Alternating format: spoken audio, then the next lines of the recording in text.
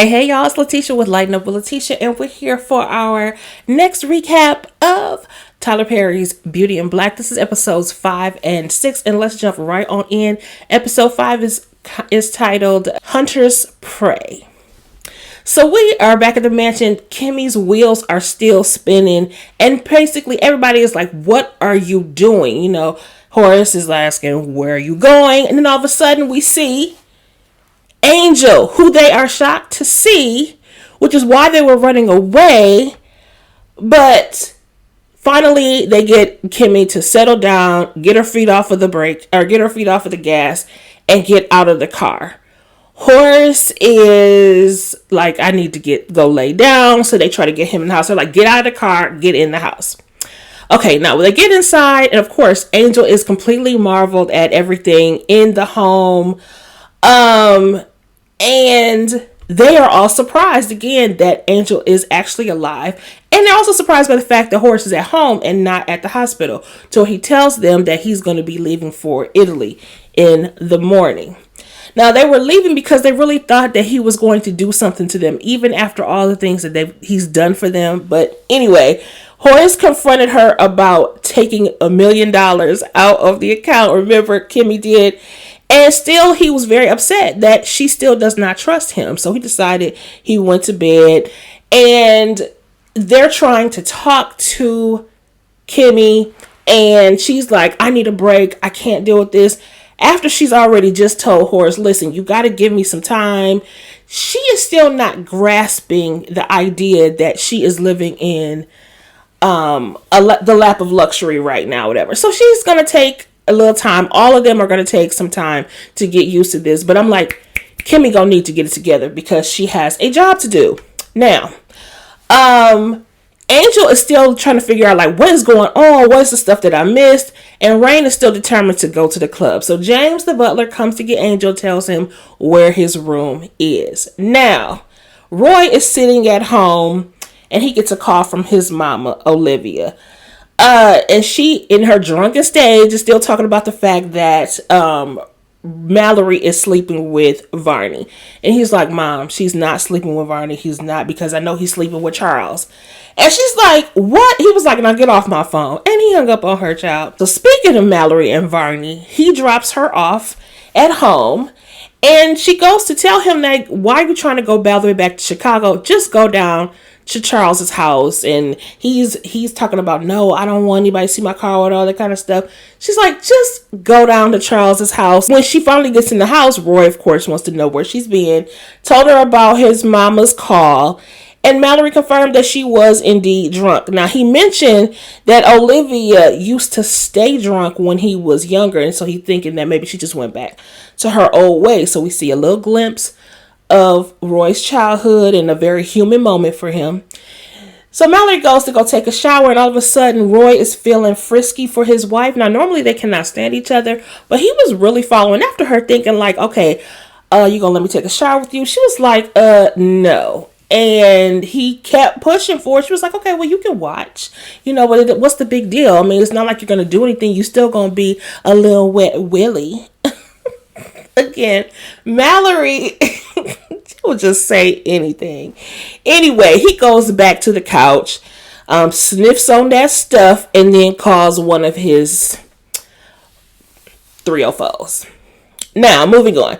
Now, back at the club, Charles and Dustin are still in the bathroom sniffing that stuff when Olivia calls him and tries to ask about the fact that he was sleeping with Varney. He was like, he went silent for a second, and she was like, well, you want to know the positions?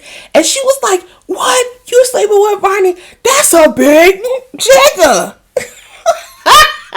A mess. So anyway, he hung up on her.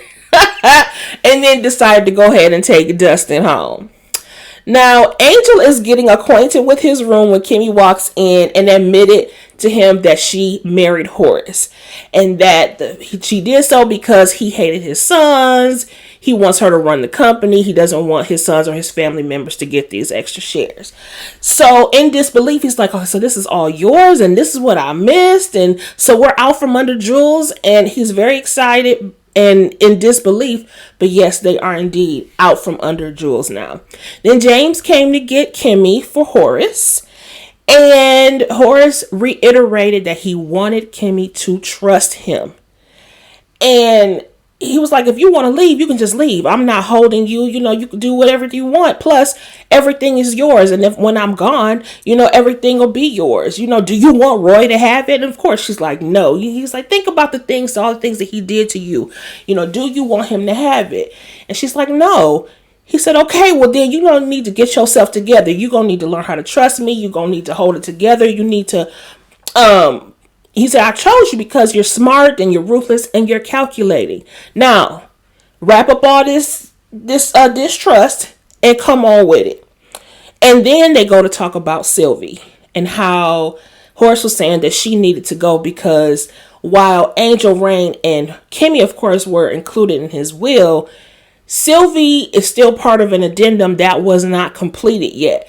And so Kimmy was saying how, well, I really want her to go to school anyway. So he said, we'll handle that because right now she's not protected. So you need to, she's got to go. She's a liability even for you because you spend so much time wanting to protect her that you are not focused on what is important here. And that is the business, and that's taking care of, sticking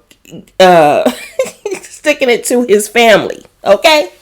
So now he's going to be leaving for Italy to go to the treatment place in the morning. But there's a book that he wanted her to go through with him. So he begins to teach her about some things and ask her what she knew. And she knew, some fairly decent things or whatever. She asked some questions. And it's all about how the company is run. So now Kimmy is going to be the COO or the chief operating officer.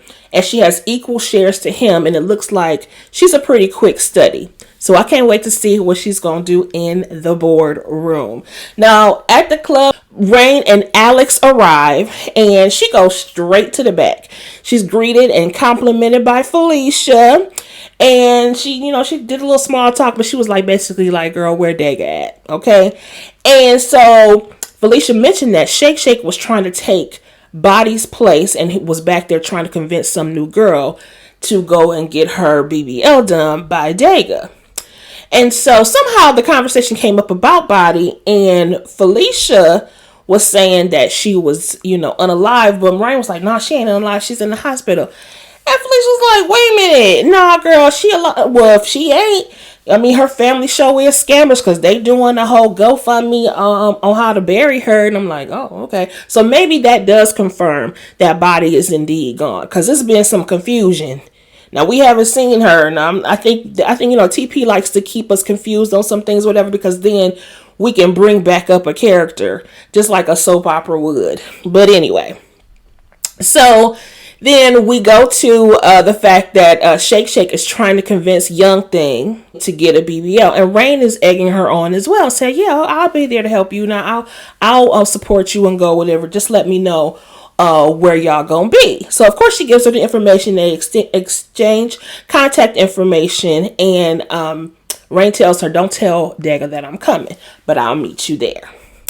Now Roy drives up to the club, and Andy, the security guard, jumps out and tells him that VIP is in the back. Roy sees Felicia shaking her groove thing on the wall, and he requests her in the VIP. And of course we see then Dusty comes up to Andy with their plan to rob Charles. Now, Traxon updates Alex on Delinda's son wanting access, and nothing came of that. So we're just going to see how that happens. Now, mind you, like I said, Charles took Dusty home, and of course, he is just mesmerized by Charles's place. Charles's place is really nice. Remember that couch?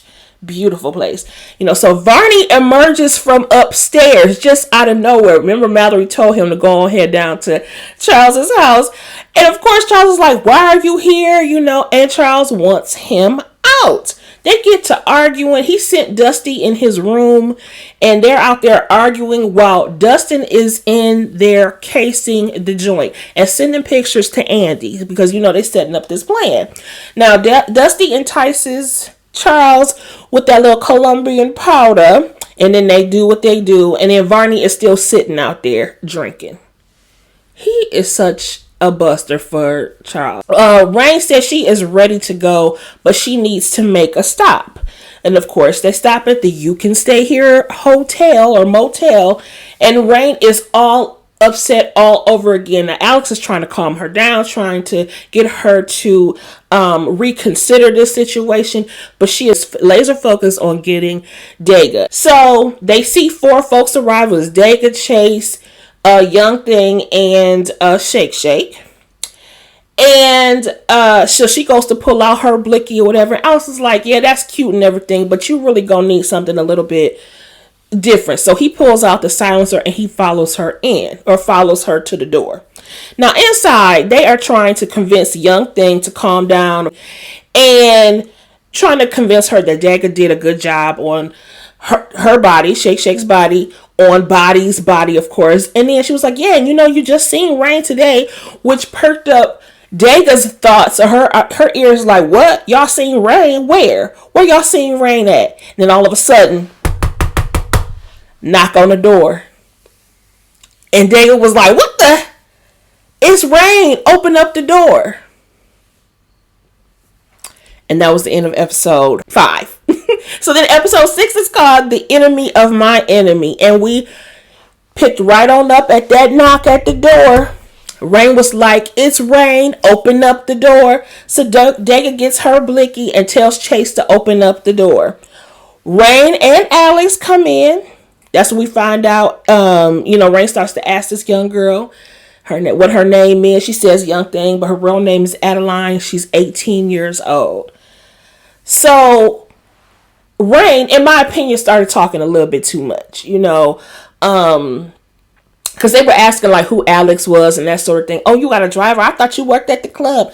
No, Kimmy had to come up. She married a baller and now we off there. I'm like, girl, why are you even telling all these people that? That is none of their business.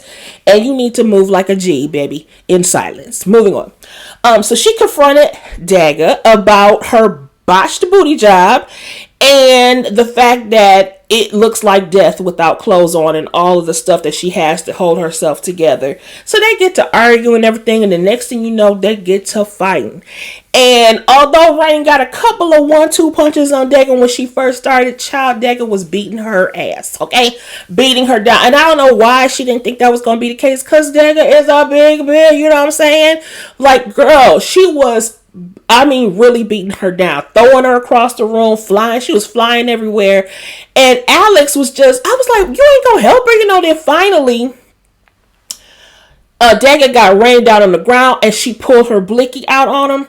And Alex was getting ready to pop off. Chase jumped on him, child. He had to break Chase's neck, throw him across the room, and then he had to hit Daga 1 to the dome, child. Gone. Then Shake Shake was screaming, oh my gosh, you got pop out. She was gone as well. And when he pointed it at Young Thing, Rain was like, no, begging him not to take her out. He was like, she's a witness. And he was like, no. She said, no, let her go. So she went and snatched the money out of Daga's pocket or bag or whatever, gave it to her, told her to get on the closest bus or whatever, and don't look back. I saved your life tonight, girl. Get up out of here. But the girl was very, of course she's scared. She's been told so many things by Jules and that they're going to find her and all this other kind of stuff. She said, give me your full name. I'll take care of it. Just get out of here. And then she and Alex left. Ciao. Woo-wee. So he continues to tell her, like, listen, I really don't think we should have left her. She was a witness and she saw everything and she saw us, whatever. And Rain had to tell her, look, she's just like me and Kimmy. She just wants out of this life. She's not going to be a problem. And I hope that that's the case. But something tells me Adeline is probably going to come up again. But we will see. Now, so then they go to leave. And Rain, because she has blood on her, Alex was saying how you can't go into the house like that. You can come into my apartment. You can take a shower, all that sort of thing. So it looks like they're trying to set us up where we're going to see Alex and Rain get together. I don't know. They're just warming up to each other. I'll say that. So we'll see how it goes. Now back at the club, Traxon is stressed. I'm not even sure why, but I think he works for Jules and he's trying to get his money and he also trying to get some revenge, but he is stressed. And Roy is in the VIP with Felicia and two other girls. Now he finally got it up, y'all, and he was giving it to Felicia and she was going on and on how, Daddy, you was really giving it to us and all this other kind of mess. And he was impressed by Felicia because she was acting like a straight up madam, slapping the girls around, bossing the girls around, and stroking his little ego big time. Now, Charles' house child Dusty gets up in the middle of the night, goes out of the room, and calls Andy to put this plan in motion. And so Andy says that I'm going to come during the daylight, because it was almost daylight anyway. I'm going to come in a delivery truck because it's going to be in broad daylight. Now, back at the mansion, Kimmy is in her office working late at night, and high-ass Roy comes stalking outside. He is seeing red. He is so upset about the fact that Kimmy is in his father's house, and he is approached by security. Whitman comes up to him, is like, Sir, what are you doing? You need to leave. You probably need to go. I can help you, whatever, if you're not feeling well. He was like, that woman was just last week sucking on my what, and now she in my father's house. He is livid about this entire situation. And Kimmy overhears him and comes out and was like, is there a problem? And they get to fussing at each other or whatever. I mean, Kimmy ain't really breaking a sweat or nothing. She got a little cigarette. She puffing. And she's just going back and forth with him like, Roy. And so she tried to tell Whitman that she really can't, no one can reason with Roy at this moment because of the way of his condition, him being this high. So she said, you have to take drastic measures like pushing him out of a window. Which that made him so mad about the situation. And he was like, you think he's going to protect you, meaning Horace? And she said, no, but he will be pissed that you're here. And she think, yeah, you think I give a damn about him, whatever? He'll be dead in the morning. And I can't wait until he's dead because I'm saving all my piss so I can piss on his grave. Child, why did he say that? Because Horace was like, what did you say? I mean, he came like a ghost in the night, child. Stood and said, what did you say? Horace was just standing right there. You should have seen Roy's face. He was straight up shook. So Horace was like, security, show them why I pay you and hold them down. So Kimmy stepped back. Security promptly beat his ass, and then they held him down. He said, oh, you want to piss on me when I'm dead? And child, while he pulled it out, he gonna piss on Roy while he's alive. And he commenced to let out a whole day's worth of yellow, sick-ass urine on Roy. Oh my gosh, Lord Jesus. And then he said, don't bring your ass over here no more. He said, don't bring your black ass over here no more. Okay, and they left him laying there in that man's piss. Whew, child. Now, Olivia gets a visit by Norman, who's knocking on his door, and he tells her that he got an email, or asked her if she got the email, about the fact that their presence has been requested at the office. They are to meet in the lobby and greet their new boss, aka Mrs. Bellery, Mrs. Bellery.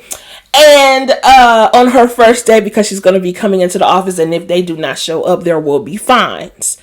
So then they get to talking about the fact that Olivia's like, I know you did that. I know why'd you? She was like, Horace and Gloria, I know it was you.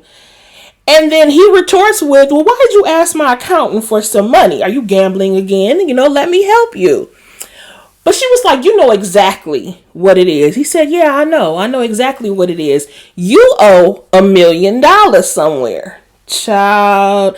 Again, this is their banter, and their relationship is exactly why I feel like they should have been the ones to get married. There's also the reason why I believe those children are his. But anyway, she wants to get even with Horace, and she was lamenting on the fact that basically like she was the first wife and she still wants those benefits. So she is living about the fact that he married somebody he don't even love her and all that sort of thing because she still wants the wife benefits. Can you believe that? The nerve. Anyway, so then the next morning, Kimmy is sitting in the mansion and Rain comes to talk to her or whatever, and Kimmy is still worrying. Okay, she's ready to go in the office, but she's still worried about everything. And Kimmy notices something is wrong with Rain, but Rain won't tell her what happened last night. Now, by the way, so I don't know why Rain didn't tell her. It's interesting when Rain decides to tell things and when not decide to tell things, because like she shouldn't have told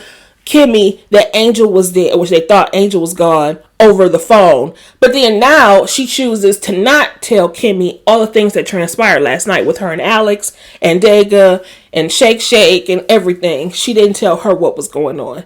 Again, I think that Rain is becoming a liability to Kimmy. Seriously, just doing too much. Anyway, so Mallory is getting ready for work and she goes to the bathroom, sees Roy's crumpled up clothes on the floor. She was like, oh, he's such a slob. She went to go pick him up and was like, ew, what is this? Saw and could smell that everything smelled like urine. And she was like, what nasty. So she goes to wash her hands, then goes to wake up Roy and tells him what's going on. He does admit that was his daddy's urine on him. But she was like, I don't even know what's going on. You need to get your butt up because we have to be in the office to go meet your new stepmother and our new boss. So then Angel, again, is just taking everything all in when Horace comes in before he leaves for Italy. Now, Horace assures him that he is protected and that he can stay. And also that he has access to both the house and some select cars out there. He was like, but don't touch my freaking watches. Which is an inside joke about how they met in the first place. Angel stole his watch, but then took off the watch on his hand right then and gave it to Angel, saying that it was cheap or whatever, which ain't nothing cheap. Anyway, he gave him the watch. You could really tell that Horace truly cares about Angel, and that Angel cares about Horace as well. Maybe not quite in the same way, but they still care about each other. So he gives his last instructions, Horace does, to Kimmy, and reminds her to verify that everything that Varney says to her. He heads out on his private plane and tells Alex to make sure he keeps an eye out on them, and then asks where Rain went yesterday. And of course, he tells him it was the club. So he's disgusted. I can't believe he still want to be going to those places, whatever. I pulled them out of that life and they still want to be there. So Alex is like, can I speak freely, sir? You're used to this lap of luxury. They are not. We are not. We've spent a lot of times under Jules' rule and they just don't know any better. And so he's like, well, do you think they're not going to be able to be taught? He said, it's not that. They'll be able to be taught, but it's going to take them some time. And so they will need time to adjust. So he accepts that. Now, Dusty wakes up Charles, who tells him to leave. But Dusty is begging to stay. And Charles tells him, just get out, just get out. But Charles will never actually physically put anybody out. He just turns over and goes back to sleep. So Dusty just goes back to the living room and Varney comes around that corner and told him to get out. He takes him back to the bedroom, said, get your ish and get up out where Charles wakes up, and then tells him about the mandatory meeting. Varney is telling Charles about the mandatory meeting, all the while still trying to tell Dusty to get out. So, Charles is like, I'm not going to that meeting. He was like, you cannot afford those fines. You need to get up and go to that meeting. So he's still trying to kick Dustin out when Charles then decides to kick Varney out instead because they want to always play this power game. Annoying. Dusty tempts him with the powder to stay. Varney, he done left because he got to go get dressed for the meeting. And then they lay down for another round, Charles and Dusty. Anyway, back at the mansion, the four of them, Rain, Angel, Kimmy, and Sylvie, are sitting poolside eating breakfast. Sylvie is even giving them an etiquette lesson about which fork they should be using when James comes in to tell them that Mallory is there to see her. So Mallory comes in with flowers and intros and a beautiful greeting and all this jazz. And she's laying it on thick about, oh, I can't wait to see you in the office and hear about all your ideas. She was laying it on thick, but she was also being condescending, okay? She was underhandedly insulting them and then correcting their English as well. And Rain was giving a little bit of pushback, like, well, how's your husband? She's like, excuse me? You haven't met my husband. She's like, oh, yes, we know your husband. Girl, you need anything else? Or can it wait until I get back into the office, is what Kimmy had to tell her. So she was like, yeah, that's fine. I'll meet you back at the office and welcome to the family. Girl, get your... And here goes Sylvie's inexperience behind. Telling some, oh, she seems so nice. See, she doesn't know anything about Life Child. Mallory leaves out with her new driver. And she immediately insults him, telling him that he stinks. And she told him literally to hang his head, stick his head out the window while she's driving. She is such a nasty person. But as a side note, this is so funny. So that particular driver, that actor is actually from my hometown. And he was my daughter's high school dean of students when she was in high school. So funny. Just a tidbit. Now, back at Charles's place, the delivery truck pulls up and Dusty gets out to let them in. Now, Andy, he stayed in the truck, but two masked guys went in with Dusty. And as they're going back into the house, Charles is coming out of the house because he knows he needs to get ready for this meeting, right?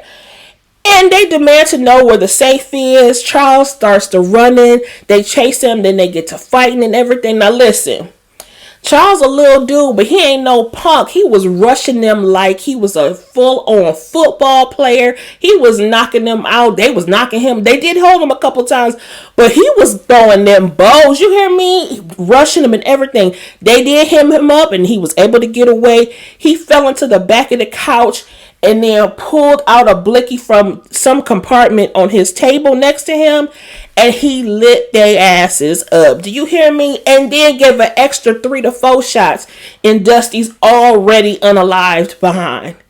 And that is how it ended. I mean, now he went from dusting that powder, Varney begging him to get up and get this man out. Now see, if he had just let Varney kick Dusty out, we wouldn't be in this mess. And now he's sitting in a bloody massacre at his own home.